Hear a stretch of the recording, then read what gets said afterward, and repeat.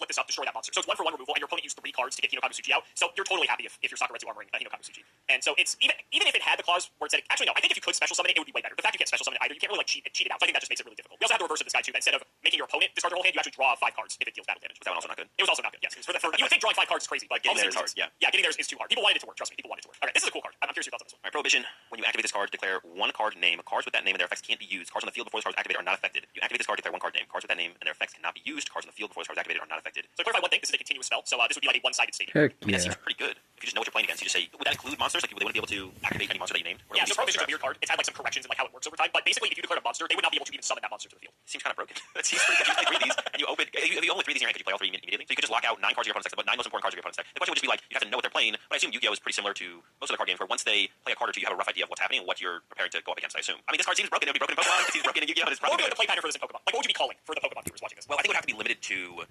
This wouldn't be able to attract Pokemon specifically because that'd be too good then. So it would have to be. It would have to be like a one-sided stadium. Well, if it's a stadium card, it wouldn't be that good because your opponent could easily replace it. So it wouldn't be that good. If you play, but it would be one of those things where like I say that, but some of the most powerful cards in the past have been stadium cards, but you like play 4 of them. Like you max out your count. Like we recently had a card called Path to the Peak, which shut down all abilities from all rule box Pokemon. And most Path to the Peak decks play 4 Path because it is so easy to remove stadiums. But if you just do it over and over and over again, disrupt their hand a little bit maybe, then you get them to stick for a turn or 2. You can just win the game with that, right? What about this? What if you tied this to the ability of like a bench supporter type Pokemon? So that way, like your opponent can't easily remove it. Then it would be insanely broken for sure. Well, if you can't limit Pokemon, you're just like trainers. Like you said, yeah, like say like can't anything play. besides Pokemon. Yeah. Then it would be interesting. Depends what stage of a Pokemon it would be. It depends if it's on stage 1 or stage 2. Because that's a big limiting factor for setting Pokemon up and how powerful they can be, or how powerful they usually are in like a format or a meta.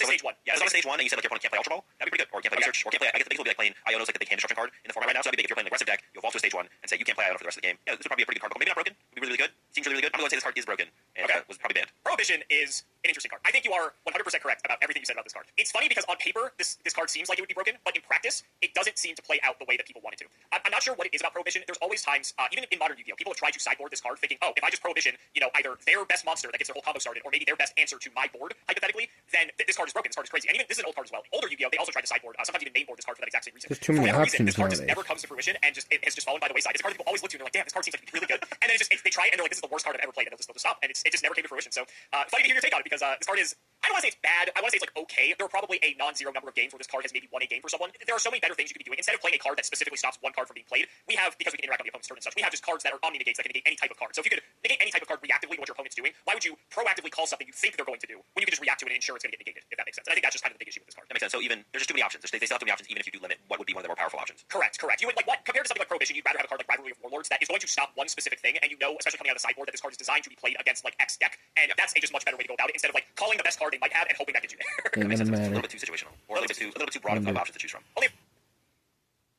Click to grab this slogan t-shirt with Notice how 90% every off commercial on pretty Tama much is now. AI. The fabric of It's this not like an agenda or anything. They're trying to get people used to. Double the original attack of a monster equipped with this card, while your life points are higher, have the original attack. So for good context, this is an equipped spell. I believe you guys have like items that you can put on your Pokemon, so I think this would be the equivalent of that. And since you don't have life points, we can say you have less prize cards than your opponent instead of life points for this. Yeah, so we currently have some tool cards. We actually have a tool card right now, so if your opponent has more prize or less prize cards remaining than you do 30 more damage. Not double. Yeah, so this will be broken in Pokemon for sure. Because this will be broken in Pokemon. Because like the comeback decks will play around this pretty heavily. You can utilize it with, they mentioned the rule box Pokemon with multiple prize cards, non-rule box Pokemon with 1 prize card, so you can make your non-rule box Pokemon way more powerful to be able to compete. So this will be broken in Pokemon for sure. In Yu-Gi-Oh, it does seem a lot more situational. Although I could see it being, the thing is, it's like, it feels like you never want to play 3 of these because it's like a comeback card. So drawing these in the early game would really slow you down and be really, really bad. And drawing it at the right time seems tough. Although I guess I don't know how much like spell card search exists in Yu-Gi-Oh, where you can like just pull out a specific spell card you want on the turn you need to like close out a game. What if I show you this to equip Megamorph too? Does this change your mind? How much attack it has?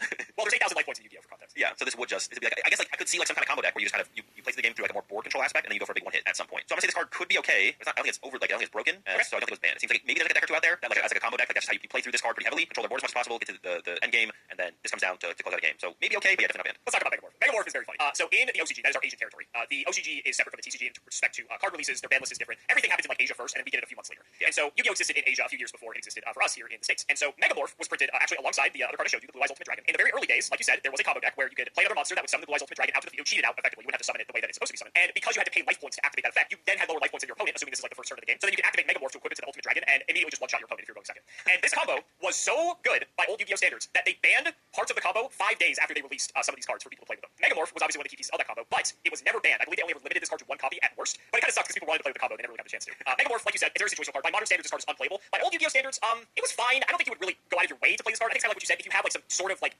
application for it, one thing you didn't pick up on is you can actually equip this to your opponent's monster, and if you can make it weaker if you have the higher life point or the lower life points, however that works. But you can equip your opponent's monster as sort of like a pseudo removal card, so it has like some application outside of big thing hit face, which is what most people use it for. Yeah. But it was never like fine. I don't want to say it was like the worst card ever. If it was on the limited list, surely it could have been that bad. But the big, just make a 9,000 attack dragon hit hard. That was the dream. It was something people didn't really get to do too often, but it was a very goofy card. Well, by modern standards is just Yu-Gi-Oh is hardly combat centric now. I think that's one of the biggest differences between Yu-Gi-Oh and like a lot of card games is that equip spells generally are just really bad because they just die with the monster. And Yu-Gi-Oh having so much removal and interaction, this has to be like the best equip card ever printed. Like it has to say win the game, otherwise it's just not worth playing. And that's why Megamorph was good in the old